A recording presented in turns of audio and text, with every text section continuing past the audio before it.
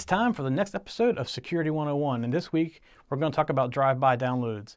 And there's a lot to cover this week because it's not so simple. We got to explain why drive-by downloads are so dangerous, and we've got to explain a little bit about some vulnerabilities that we haven't explained before.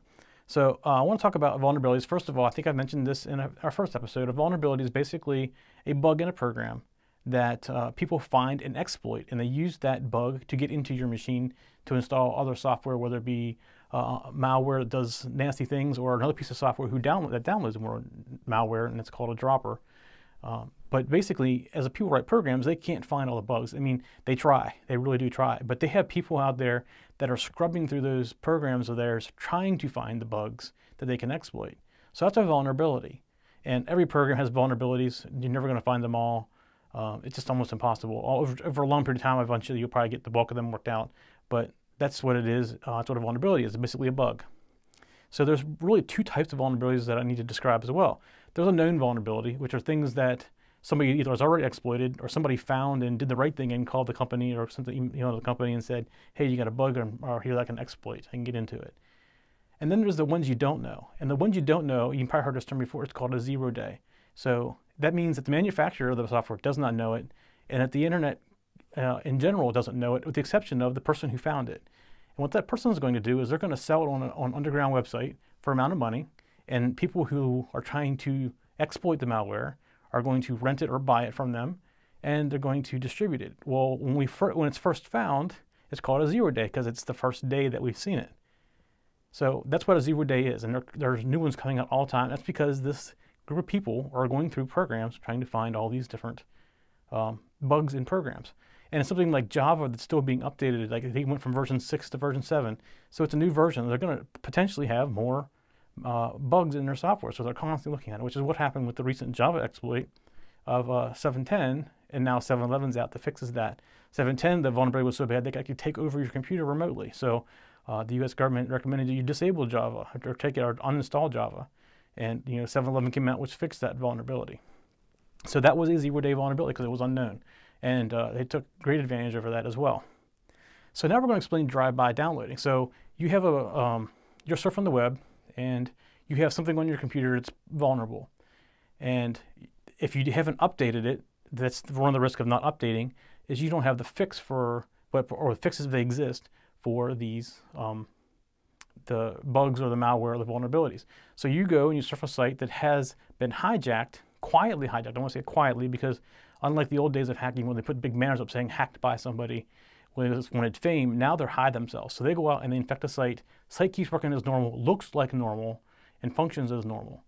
But when you get there, they go to your machine and they go through, okay, he has this version of Java, he's okay. He has this version of Flash, oh, that version of Flash has this vulnerability. Let's use that to install software.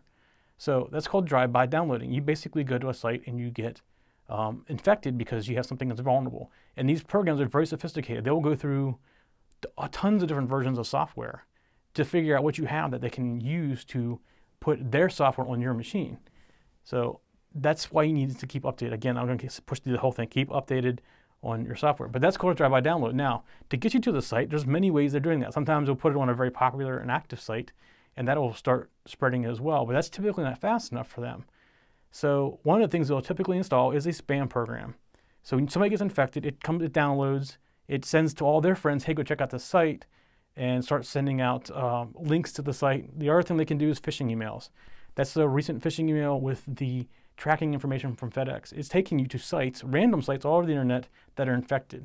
When you go there, look at your tracking information, you get infected right there by going to the site. So that's another form of phishing email as well.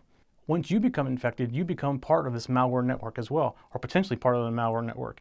They may install a spam program that as soon as you are infected, you start sending out mail on behalf of them. It could be your contacts or contacts that they have sent. You basically become a node in this command and control network that's spreading out this phishing email, getting people to go to this drive-by website. So it's very important, again, I'm going to push this really hard, is keep your things updated. Don't click on links in email unless you know for sure where it's going to go, because those are the two things that are helping spread all this drive-by malware. And the other thing I also want to say is if you go to a site that looks suspicious and you think, I'm going to get off it before I get infected, by the time you see the site, you're already infected. You are infected within milliseconds of accessing that site. The code that actually looks to see if what you're vulnerable for runs probably be done executing before your web page even draws.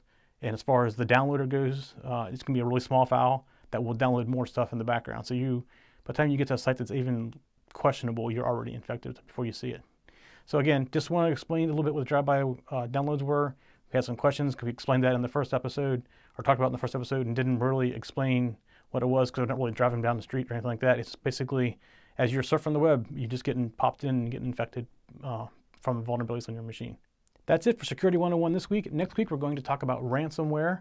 You might not have heard of it, but it's becoming a very big problem, and I've recently experienced a couple of things there where people actually continually paid money to ransom or to unransom their machine, and no success on that. So we're going to explain ransomware next week, something else to be careful of. All right, that's Security 101 for this week.